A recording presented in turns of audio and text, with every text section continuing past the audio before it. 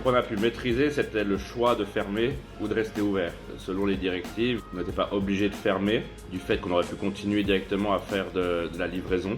Et ce qu'on ne pouvait pas maîtriser, c'était le choix des politiques et la réaction de nos employés et de nos clients. Donc on a décidé de fermer pour se donner un peu de temps pour réfléchir comment et si on allait rouvrir.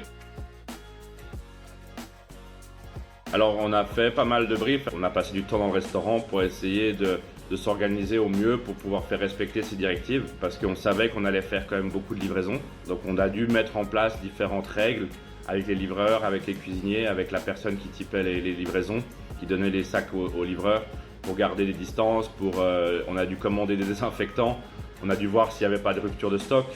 On devait être sûr qu'on puisse tenir au moins un mois et demi avec le premier stock.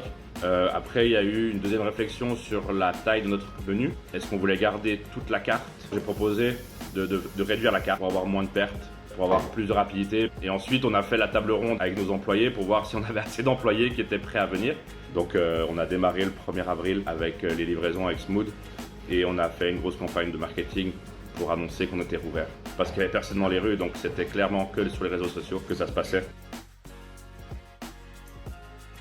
Pendant le confinement, les gens qui étaient au RHT, je pense le moyen de communication avec eux, au début ça s'est bien passé, on a communiqué régulièrement avec des annonces, avec ce qui se passait, combien de temps ça allait peut-être durer. Mais je pense que c'est surtout de pas trop s'avancer, donner des informations, mais que c'est des informations qui soient plus concrètes pour l'instant, maintenant, parce que ça change tellement vite que trop donner, en fait, ça met une sorte de flou.